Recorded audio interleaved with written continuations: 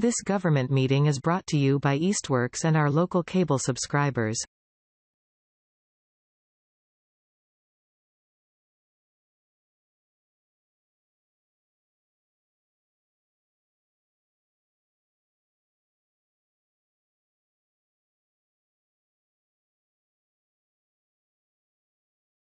Hello, everyone. Welcome to the Easthampton City Council Finance meeting for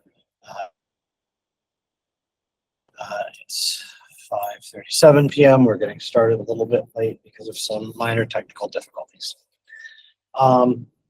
We don't have any minutes to approve. Our clerk, our committee clerk, is not able to make this meeting, and he hasn't been able to make the last couple of meetings is recovering from an injury. So we don't have anything to approve. Public speak comes to yeah, okay. Manhandrail Trail. Okay, You want me to perfect. wait until Yeah, you let's address do that? that then. Yes. And no mayor communications, so let's just jump into the appropriations, and then we'll talk about salaries and stipends. So the first one we have is a request for an interdepartmental transfer for the PEG access account. We do this once a quarter. You know the drill. Once again, I just want to quickly flag that it does seem like this amount is continuing to decline, which I'm sure our friends at media are aware of, but it's just something we should keep eye on because it is a little bit troubling.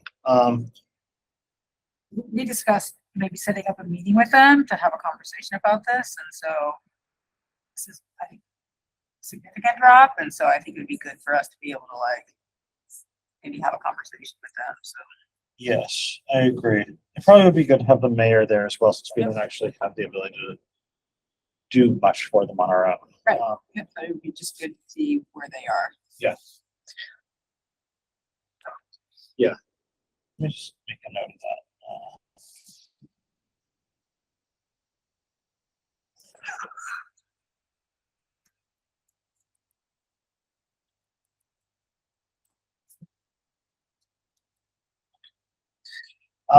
That said, there's only two of us, so I'll make a motion to the approval of this appropriation of $48,666.42 to the full council. Do you need to say what it's for? Sure, for a PEG access account.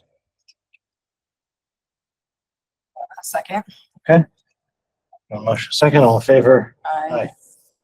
All right, let's talk about the Mass Trails grant program. I'm sorry, have we met? Possibly. I'm Wendy Hammerly. I'm the president of the Friends. Okay, of the great. Manhandrail Trail. And Greg, I assume this is you are here to discuss as well. Yep. Okay. Well, whoever wants to go first, let me let's talk about this grant. I just want to express our support for the council's contribution, towards the match, and to let you know, as you probably already know, that the Friends are also contributing a small. We have some skin in the game, so to speak, but I think I already spoke at a city council meeting explaining all the reasons why this grant is so important to really get a good handle on the rehab of the trail, which is now 20 years old and needs a little bit of work. Right. And Greg can speak to details, I'm sure.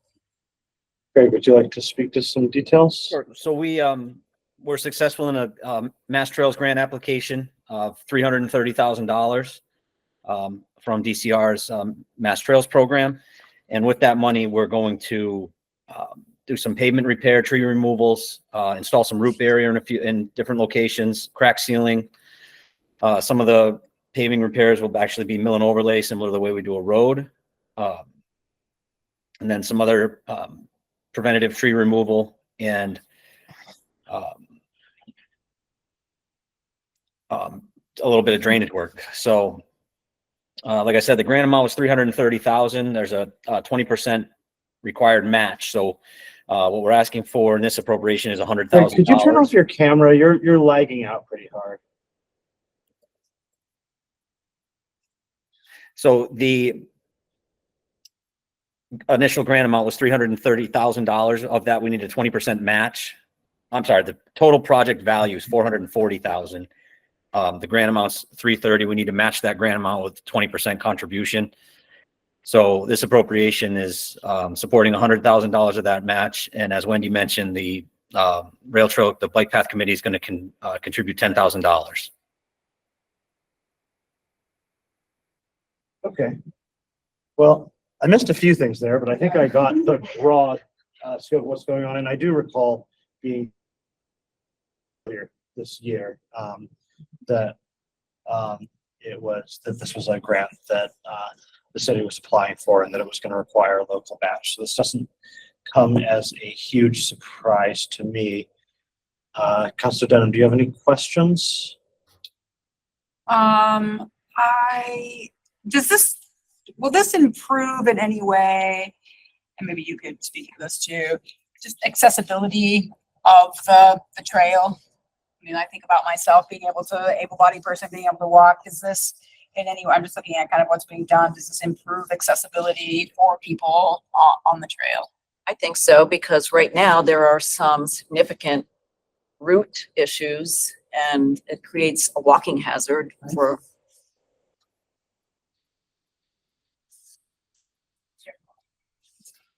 walking hazards for anyone of any age, and trying to get a wheelchair or even riding a bicycle. People have gotten thrown.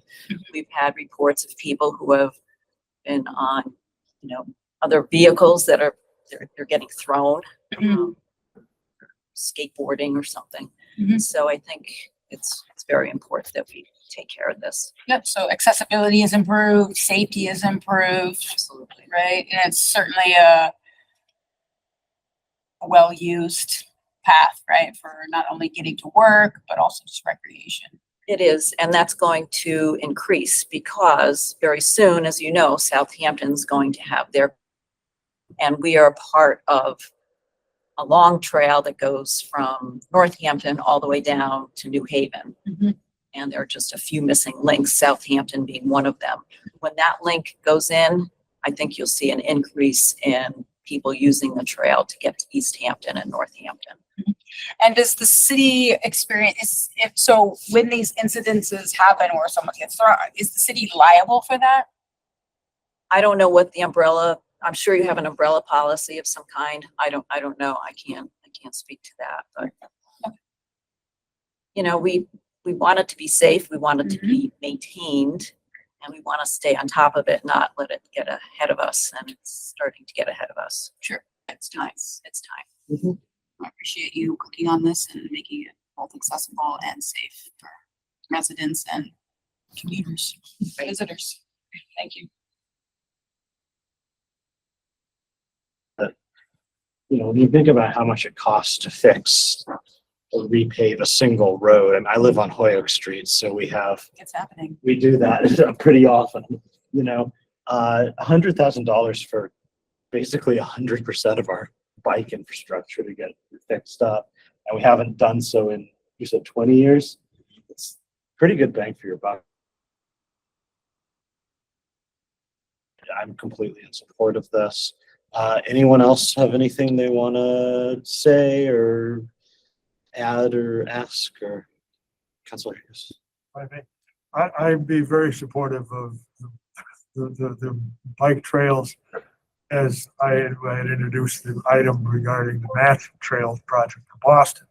But our own bike paths is critical, and yes, to have it be a nice, safe passage from Northampton, Amherst to Southampton and back is really important.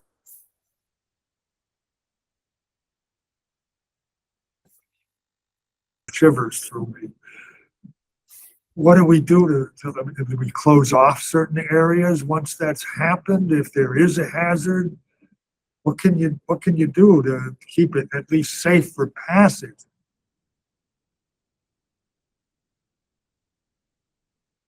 We've used paint to identify those areas, so hopefully people slow down and can either go around them or just slow down enough to get over them. But we also know that avoiding the bike path because they don't want to deal with that. So then you're going to have people on the roads on Route 10, and that's not, in my opinion, that's not safe. A safe What we alternative. want, right? Thank you. You're Thank welcome. you, Cost Peak. All right, well, if there's nothing else, I would make a motion to recommend the full council the appropriation of $100,000 from capital stabilization to the Mass Trails grant program revenue. Second. Motion is second. All in favor? Aye. For all your work that you've been doing on this. Appreciate you. We appreciate the city's support, and we're looking forward to having the city take over the maintenance because that's a whole nother discussion, but that's needed as well. Thank you.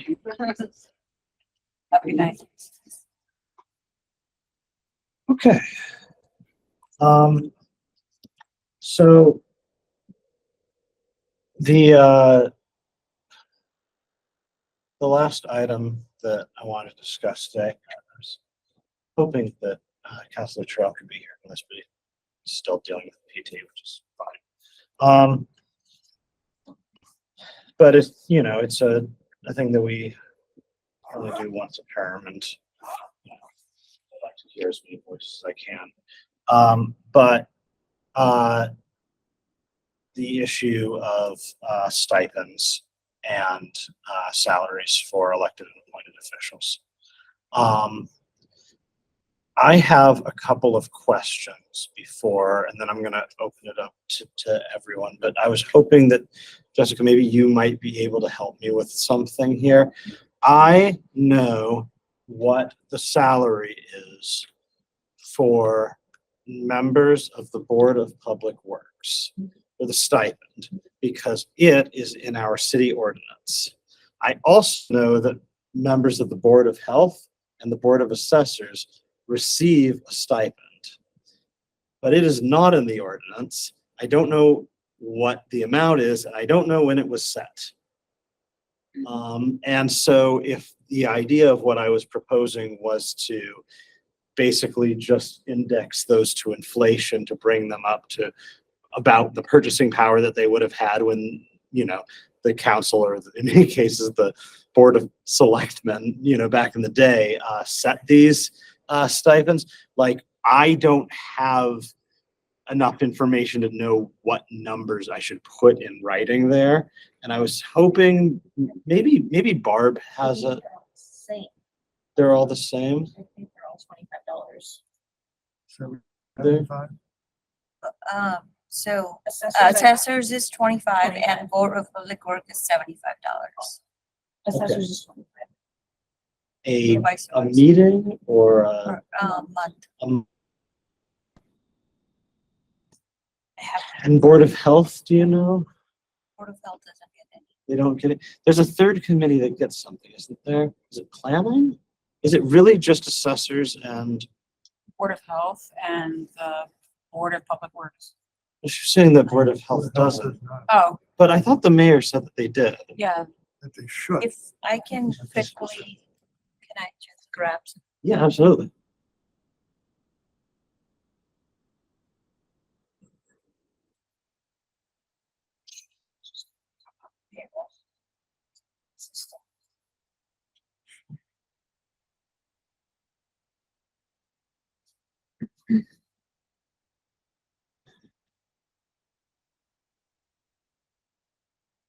Yeah, I went in to dig those up and it was just like, a lot of this is not codified and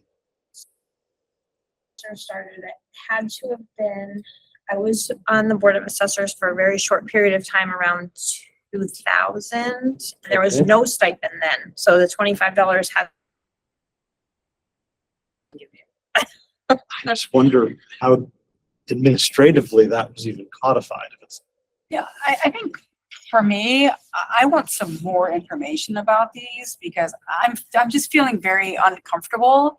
Like I feel like what's fair based on inflation from years ago, but the Board of Public Works used to be elected, but now they're not elected, but they still get a stipend. But my understanding is what they were elected for originally and what they were paid for is different now than what they do now. And so to me, it just feels like we don't have a clear understanding of what the original intent was and why they were paid and how that changed. The other thing I'm really struggling, and I woke up at 4 o'clock this morning. So I'm also really, I'm struggling with equity and I'm really struggling with fairness. I think that there are other committees that do a great deal of work and put a lot of time, energy into thinking about what is and the future of Easthampton, and they don't get anything. And so I'm trying to understand how we weigh the value of these various committees. And I'm struggling with just saying, okay, well, we're just gonna look at inflation and add a dollar amount to this, when to me, it just, that all just doesn't seem very fair. And so I really am trying to understand the history, why, etc. Because I was talking to a couple of people who are aware of some of kind of what was, and it's kind of like, well, this is a holdover from when it was a town, right, and whatnot. And so I'm struggling with wanting to agree, and I believe, right, I want to be fair, and I want to be, I want to compensate people, right, for that. But I'm also struggling with appointed positions, right? Those are appointed by the mayor. Those have value. If, let's say, hypothetically in 5, and now we're getting into numbers where we could start appointing our friends and they're being compensated in way. And I'm not accusing anybody or anything like that. I'm just very aware of what compensation looks like for various individuals and how they're appointed and things like that. Or it goes to the city council and there's an appointments committee and you know that. So I'm just feeling like this has to be a longer conversation than just, let's look at inflation and add a number to that. So I'm just feeling increasingly uncomfortable with how we're making this decision. So I'm just saying that. okay. So then how would you propose we take the next step? Because I feel like we've kind of been spinning our wheels on this one for a little while. I want to see some progress forward. I mean, I agree with you that, for instance, there's probably some boards and committees that, you know, it would be fair to say, well, if these people receive a stipend, why don't these people receive a stipend? But then what's the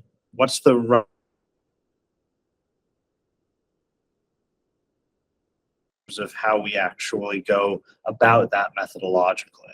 Well, I'm not trying to put Greg on the spot, right? But I think we need to have a conversation with some of our department heads to understand if they have some history of what was and what is and how those things happen. I don't know about the ordinance, right? Those things aren't codified. So what does that look like? So I think that has to be some also conversation with the treasurer and the auditor of what's the impact of this, you know, et cetera. So I think there's a number of conversations that I think that need to be had in terms of thinking about these. And again, I'm trying to be, I want to be fair. I want to be fair. Okay. So I understand that there was a ordinance or not ordinance review. there was an ordinance. Yeah, it was before my time, I think. Yeah, it didn't really look too much at the salaries. Again, there's only one stipend codified Right. at all in there, and it's pretty much de minimis. Like, so, you know, at the time, I think the focus of the ordinance review was entirely on sort of more explicitly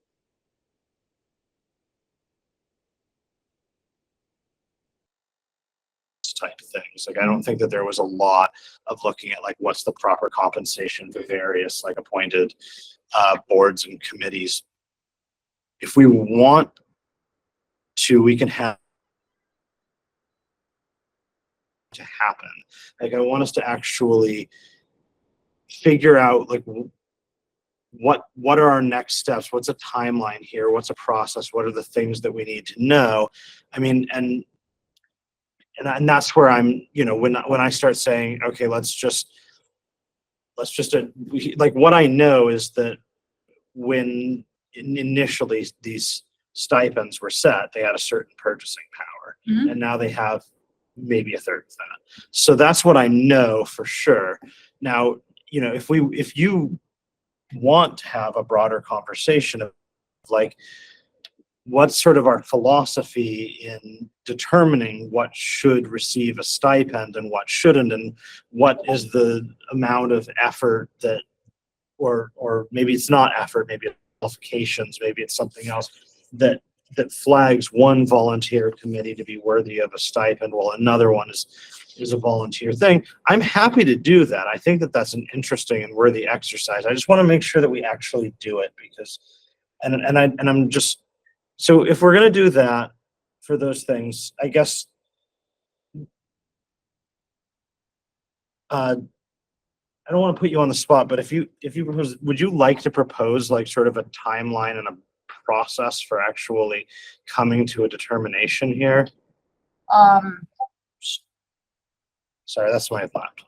Oh, I thought, I think another piece of information, I had spoken to Barbara, and she had actually sent out a survey to other Mhm. city clerks, Yeah. and there were only, well, the last time I looked, there were only two, I think, cities that had Board of Public Works, and one of them received $1,000 stipend, and one of them received they got a $200 stipend. Mm-hmm. And my understanding was that $1,000, they had more responsibilities, right, and whatnot. And so that's where I'm like, I don't know what the responsibilities are that we're imposing on people and what that looks like. They also had Board of Assessors. They made like $1,500 and Mhm. whatnot, but they had significant responsibility where they were actually doing major tasks, Yeah. right? And so again, I don't know I don't know what the responsibilities are, and what constitutes a fair. Yeah. I guess that, you know, I completely hear you there, and I've run into the same problem before. And for better or for worse, I think that part of me has kind of given up on trying to use other cities' data as a metric, because we don't know that what their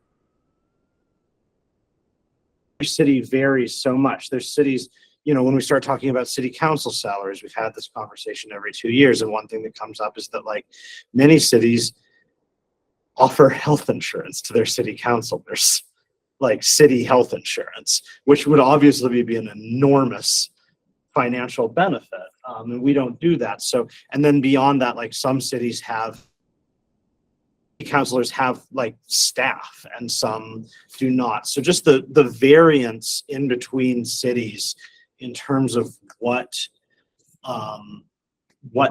they do is so wide, and so much of that's based on, like you just said, like varying responsibilities, varying tax bases, to the point that I've just kind of gotten to the point where I'm sort of like, well, you know, okay, so this is what Chicopee does, and this is what Agawam does, but do we know? Can look and say that we're out of step, but maybe us being out of step is a good thing or a bad thing. Like, maybe it's if we're overpaying or underpaying, maybe they're the ones that's wrong just because we're different, you know. And so that's maybe why I've just like those this, like, it is good to see what other places are doing, but home rule charter is very unique. We have our Board of Public Works has a very specific and unique duty that virtually, as far as I can tell, no other municipal government has, which is that they set all the rates for the water and sewer. And we have, as Paul's electeds, we have zero control over it. We cannot block them. We cannot, we don't have any say in the matter.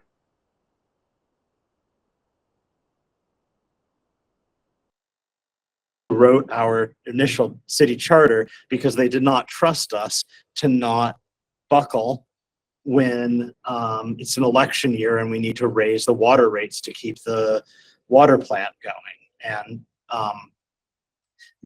good thing maybe it wasn't, but it is a situation. We are talking about a board that is somewhat unique in what it does, in so far as, like, my understanding is that in most towns, it's either the executive or the legislative. I actually don't know, but it's the elected officials who are making those determinations.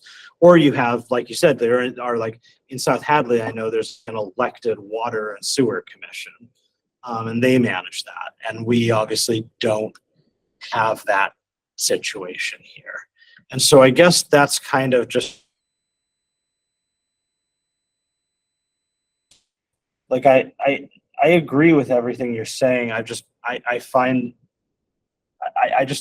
trying to figure out how we take those next steps, that this actually gets done in a timely manner. You know, how do we determine what's fair to these people? Are we going to, like,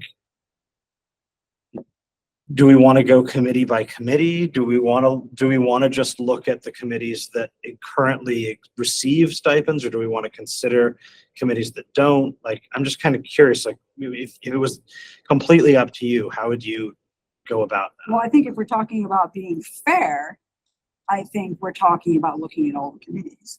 But at the same time, if we're also talking about fair, we're in a $1.8 million deficit.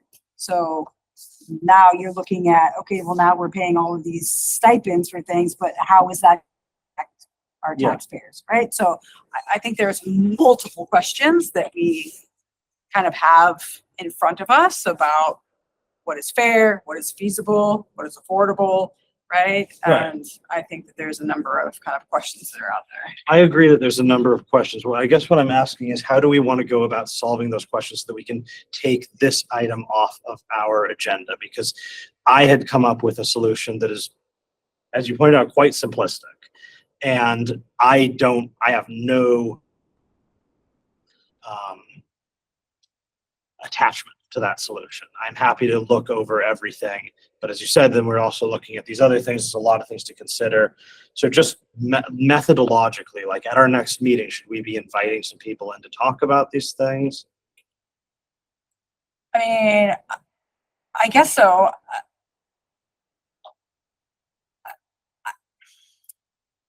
There's two things. One, this has been on our agenda since January. Mhm. And I noticed this the last time we had this conversation, where it kind of is on there, it's on there, it's on there, it's on there. Oh, it's getting in there. Oh, we need to make a decision. Right? And so we make this decision. I think this is a much longer, I'm not trying to be difficult, right? I don't know that this is a conversation that's going to be solved and be able to figure this out within the next 2 months, 3 months. I'm happy to begin to have those conversations. I'm happy to reach out to some of our the directors, department heads who have direct oversight of some of these, and I can gather that information, right? And I can bring that back. But in terms of some of these other pieces, I think it's a conversation that's with the mayor, you know, et cetera. So I think it's a deeper conversation, and it's a philosophical conversation. Yeah, and I just always get a little nervous when the council gets too deep into philosophical conversations, because I don't think we're all coming from the same philosophy, which is fine and even good, but it is a challenge. President Gomez, can you remind me, if you know this information, is there a reason we have, is there a reason this has to be done by the end of the calendar year? It's in the charter, it needs to be done. So we need to come to some conclusion, whether it's the right conclusion or not. We need to come to some sort of conclusion by the end of this calendar year. So the next 3 months. Because my understanding also, it's in the charter, but the rationale for that, just so people who might be watching this from the public, is so that we make that decision before we are considering being elected officials for the future, right? So it's Yes. just for anyone watching, who might want to watch this, just for that kind of clarification. Right. Well,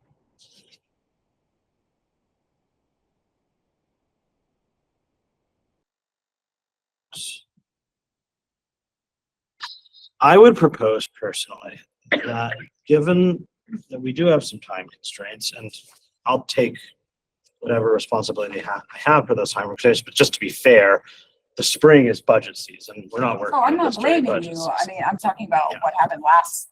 Yeah, but this has Right. been the way it's been every Yeah, term yeah, I've yeah. been on the council. I agree that it's not a thing and it's something we're rushing. It's September. We're not really in a rush. We have, what, 6 meetings probably that we realistically will have before let's call it 5. 5 meetings before we have to come to a conclusion on this, but I do just kind of think we need to use that time well.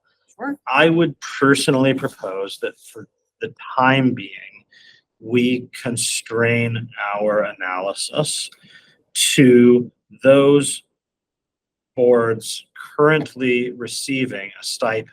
And then after this is over, if we want to discuss stipends for other bodies, I believe that that is a thing that we could just do and make decisions on our own time as a separate thing. Yes. Being in rules, Yes. here's the charter. I'll read it, the section that I think is relevant. The city council should review the salary of all elected officials and stipends for all multiple member bodies appointed to the official city boards and committees during the first 12 months of each term. Members of the city council should not be considered city's employees. Okay, so I think it covers all multiple member bodies. However, if we're not making a decision, I don't see why it couldn't be talked about at the second year with the understanding that no decision could be made. At least that's my reading of the charter. So a report could be done hypothetically. Report could be done but no, so if action needs to be taken, it would have to be before the end of this fiscal, at the end of the year, the calendar. Right. I mean, Just yeah. So I'm willing before the next meeting, Mhm. if Greg has time, Director Nettleman, since he's here and he's listening, right? Like, I'm happy to read 3 boards that have that, to be able to gather some information, to be, as well as reaching out to 2, so it is 2. To those 2 boards to find out and get some sort of information about scope of work, when this was initiated, et cetera, et cetera. So I'm just trying to understand that. Okay. Yeah, So I can start there. that sounds great. Thank you. We can also reach out, I can reach out to Lindsay and find out how many of those other commissions, committees, advisory boards, how often do they meet? Some meet monthly, depending on something's happening, they might meet more frequently. And so I'm happy to find out that information as well. I want to be fair. That's all I want. I want to be fair. And one that always comes to my mind, although they haven't ever advocated for this in any way, is the planning board, just because I honestly think that there are months where the planning board meets probably for as many hours as we do. Like, there's months where they don't, but man, when it gets intense, when there's like a big development, Mhm. those guys get put through the ringer. And so that's one that I've thought about in the past. Is like, when I got here, I think I kind of just assumed they received some sort of stipend, if anyone does. Yes. And I think I remember last year, I think Chairman Rist said, we're looking at salary or stipends, and they all said, no, thanks. Yeah. Like, we consider this to be our civic duty or civic responsibility, and we're not looking for compensation. I think you're also going to find varying kind of perspectives and attitudes around that as well. Like, Sure. people want to be compensated. Okay. So let's table the appointeds for now, and let's talk for a minute about electeds, because I have received some feedback. But before I do that, Krasinski showed up in person because you have some feedback. So would you like to present your feedback, and then I'll talk a little bit about what I've received, and we can. I'm happy to read a statement into the record. Sure.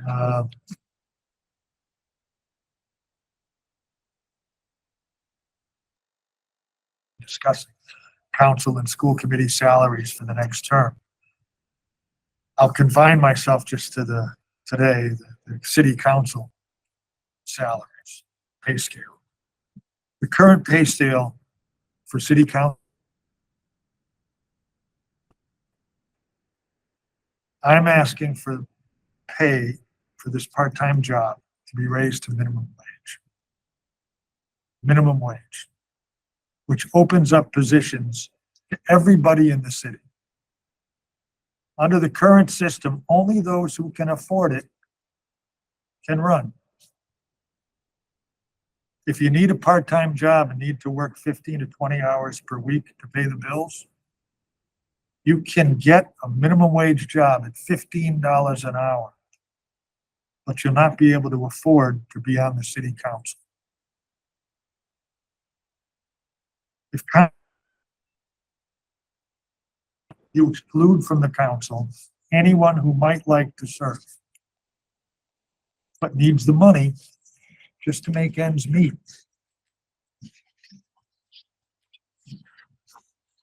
I'll say it again. The current system is exclusionary. It denies the public the benefit of sharing their great ideas and participating in the community. Everyone should have a chance for a seat at the table. Essentially, it stacks the deck against those who seek to contribute to their community, but find themselves needing extra income to pay for rent, food, medicine, and childcare. This position is a 15 to 20 hour per week job. So if you set the salary to minimum wage, we open it up to everyone. $15 times 15 hours comes to a yearly salary of $11,000.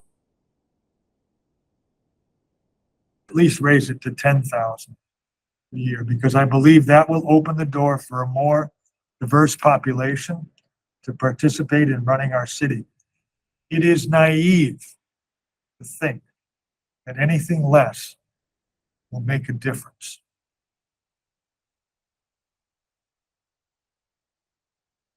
And so you're proposing at least 10,000. You had that proposal from one Councilor Sarah, the last session, and chose to make increments toward that.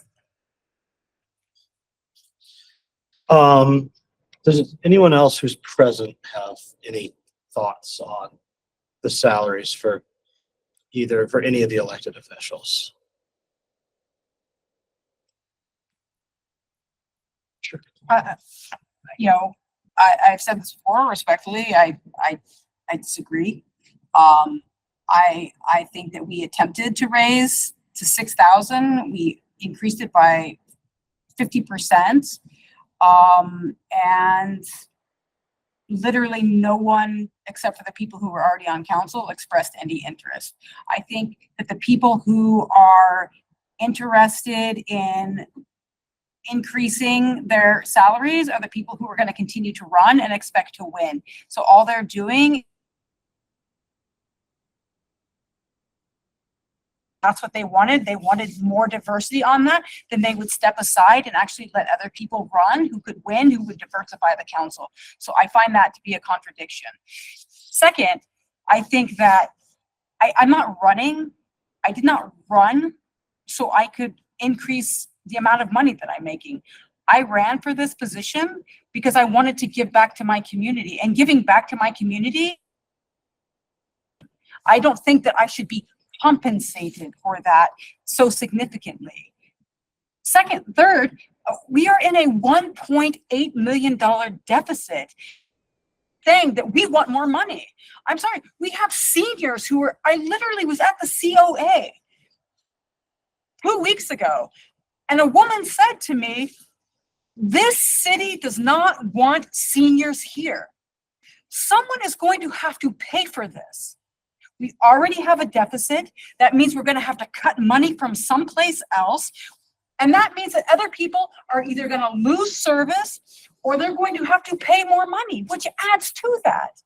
I think this is ridiculous. There are people on this council who make 6 figures. I have a partnership. I am in a marriage. Together, we make 6 figures together. I do not believe that the people of this city owe me more money. I think that that's ridiculous. And there are people who do not show up for meetings. There is no accountability for that. And last term, we had someone who didn't show up for multiple meetings. And they did not lose any salary, they did not lose any funds, and the taxpayer is on the hook for that. I think I think it's completely unfair that we are asking people to do that when I made a choice to be here. I am not an employee of this city like you read. I am someone who is willingly giving my time because I want to make a contribution to this city. I am not saying I want to make a contribution and you owe me for that.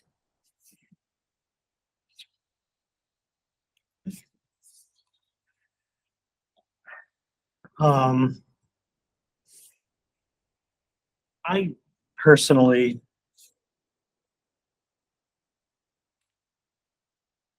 fall somewhere between the two of you on this. I mean, I do think that there is a reality where there's probably, I mean, it's true that we attempted to raise the stipend and it didn't change anything. And I do think that we do need to be aware of the fiscal situation that we are facing as a community. And I do think that there's some ways in which talking about this job in terms of minimum wage is a little bit tricky because there's a lot of different ways you can be a city councilor. And there's people who put in more time than others. And that doesn't necessarily mean that the people who put in less time aren't making a valuable contribution, but people contribute in different ways. They bring different perspectives. Some people write a lot of legislation, other people don't. And so, for instance, I don't think I work right now 20 hours on the city council. I might work 10, on certain weeks, but, I'm on 2 committees, one of which often doesn't meet for several months. And the other one is, it's a fairly routine process. And I haven't, so I don't necessarily feel like it's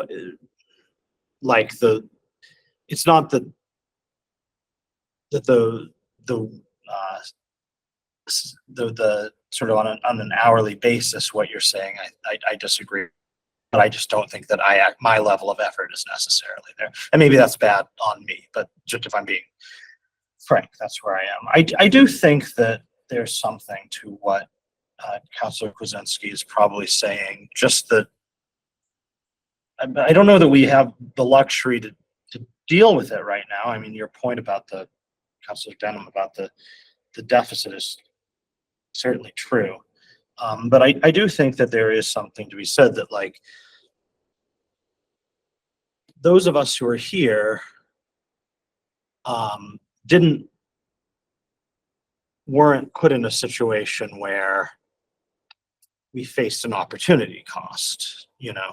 I mean, it's true. I could make more money work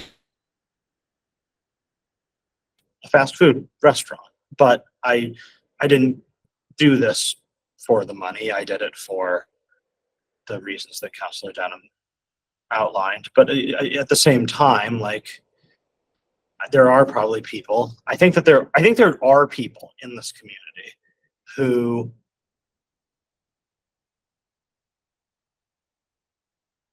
option to serve on this council is somewhat closed off to them because they need to put the hours that we spend doing this into doing something that pays more. I do think that that's true, and I do think that that's unfair. I think that just objectively. Now, I don't, out of the people who are in that situation, how many of those people would want to, you know, subject themselves to an election campaign and then go through this process and be here and do the work that I mean, maybe a lot of them wouldn't want to do that, but I think it is definitely true that there are probably people who just, this is closed to them right now. So I want to acknowledge that that just objectively is probably true. I don't know whether I feel right now that we are in a position to respond, realize that across all of the city councils I've been on, the people who have been on them have been the people who have chosen to run, not just the people who have been on the council, but the people who have run and haven't made it on, have tended to be, on average, and there are exceptions, quite a bit more affluent than your average Easthampton resident. Especially, Easthampton has become quite a bit more affluent in the time that I have been here. But I definitely think that that is just true, and I just want to acknowledge that. While, you know, so that's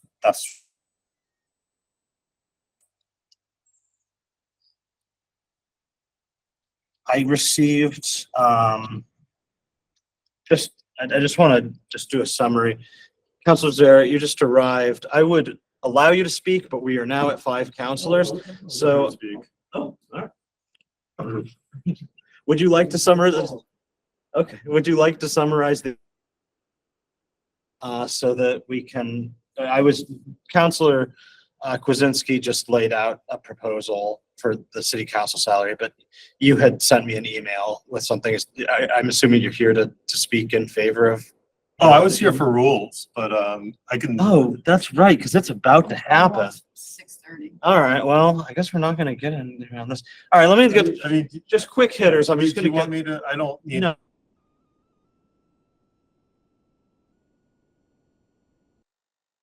Suggesting a council salary of $7,500 and the mayor's salary be brought up to $120,000. And then Barb sent an email with a proposal that, excuse me,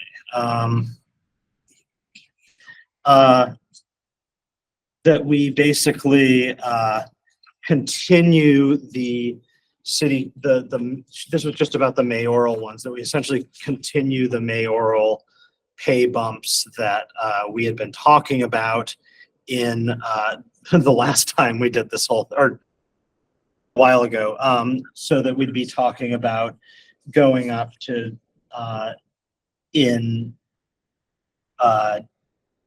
but with a little bit of about, so that we would go 2025 90,000, 2026 93, 2027 96, 2028 99, and 2029 102. So that was the idea of sort of continuing on that sort of idea of a gradual increase. That was what Barb suggested. So these are proposals. We're running out of time. So I guess we'll just have to continue. And I don't think we're going to get a lot done in the next 3 minutes. But I do think it's important for us to have these conversations, and I appreciate everybody's candor on this. I know that it's a complex and difficult issue, and that there's a lot of different ways to look at it and to consider these things. So I appreciate everyone on that. I'll make a motion to adjourn. Motion second, all in favor? Aye.